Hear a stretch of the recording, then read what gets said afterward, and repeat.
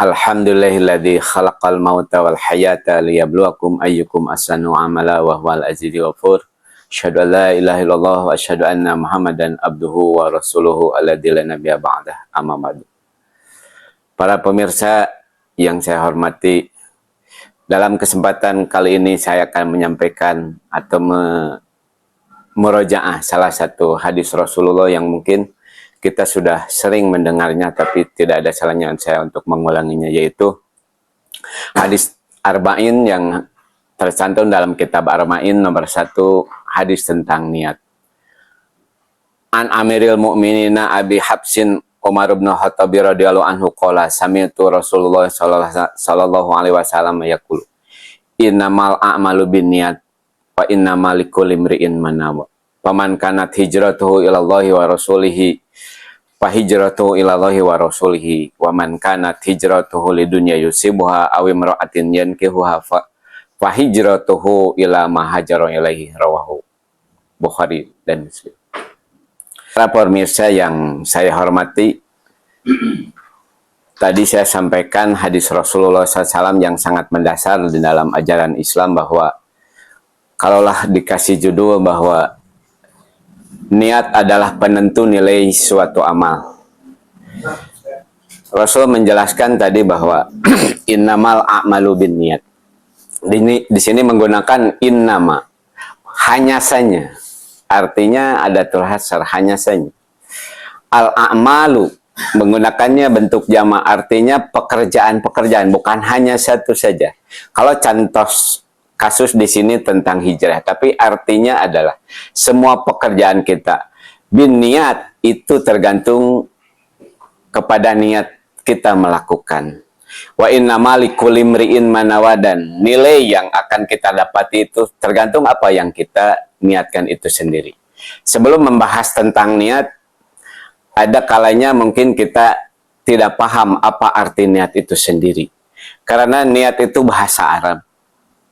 Sementara ketika suatu bahasa diterjemahkan ke bahasa yang lain, tidak semuanya itu bisa diterjemahkan. Contoh sederhana di dalam kita sehari-hari. Antara bahasa Indonesia dengan bahasa Sunda, contoh.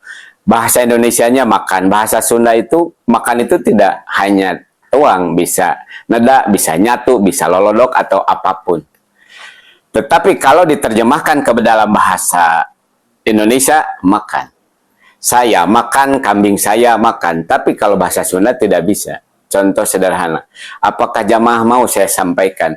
Bapak mangga upami aya waktos engke orang nyatu di sate Cilampeni. Bagi yang paham tentang bahasa Sunda, saya yakin malah banyak yang marah ke saya. Tetapi coba terjemahkan ke dalam bahasa Indonesia. Bapak, mari kita makan di sate Cilampeni. Bapak mungkin tidak akan tersinggung di situ. Tidak semua bahasa itu bisa dialihkan ke bahasa yang lain. Begitupun niat. Mungkin kalau kita mengatakan, saya tanya ke jamaah, diantaranya mungkin saya bertanya, kalau nanti malam saya akan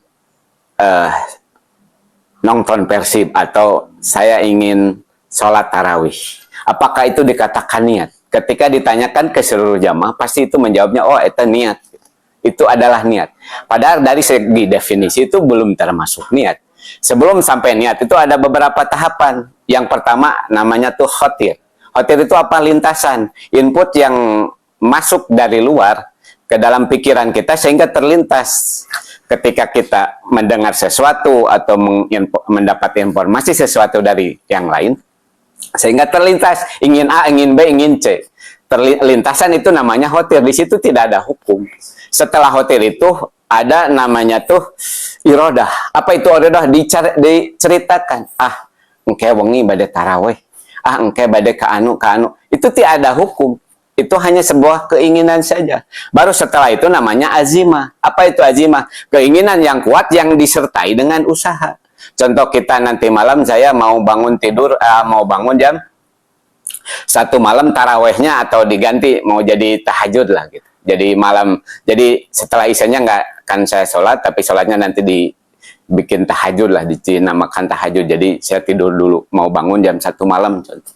Ketika siangnya saya tidur dulu, mempersiapkan ABCD agar nanti malam saya lancar bangun, itu namanya azimah. Maka dalam ayat yang dikatakan faida jamta patawakal, kalau sudah menentukan sesuatu maka bertawakallah kepada Allah. Kena Allah nunakdirkeun bisa bangun tidaknya nanti malam. Cuman setidaknya usaha itu sudah kita lakukan, seperti hanya umroh contoh.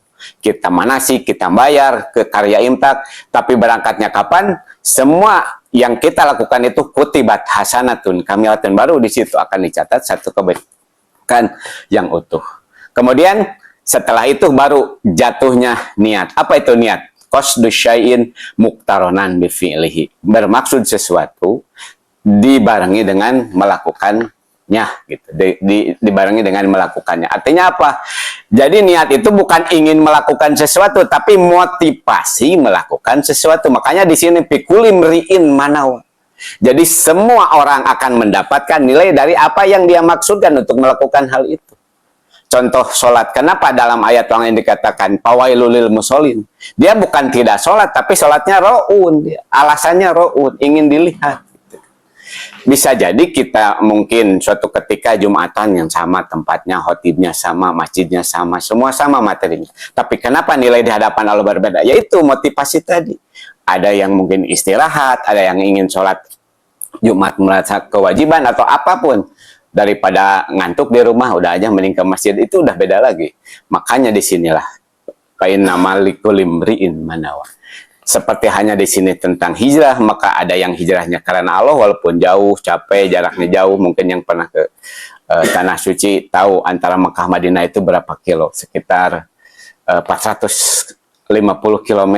Kalau ditempuh dengan kendaraan itu lumayan, sekitar 7 jam.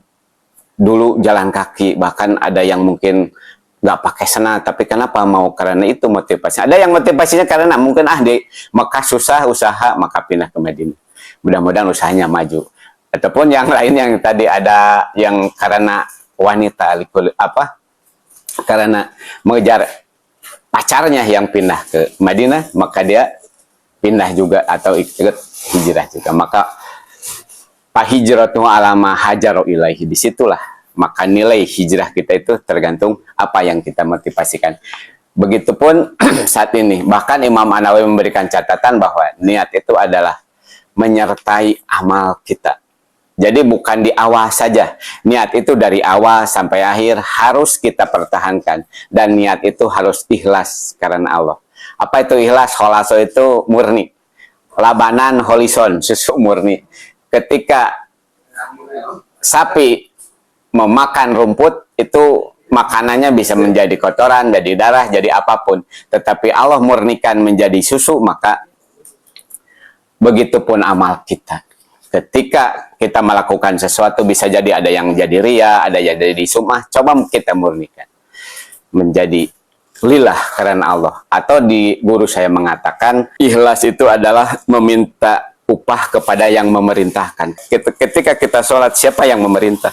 Ketika Allah yang memerintah, dan sholat itu harus mendapatkan nilai oleh Allah. Ketika kita sholat ingin dinilai kepada selain Allah, artinya kita tidak ikhlas. Jadi intinya adalah niat itu bertumpuk kepada dua, lillah, ligoirilah, karena Allah atau karena selain Allah. Kembali kepada tadi bahwa hadis ini menjelaskan innamal a'malu bin niat, dan kita harus paham apa itu niat.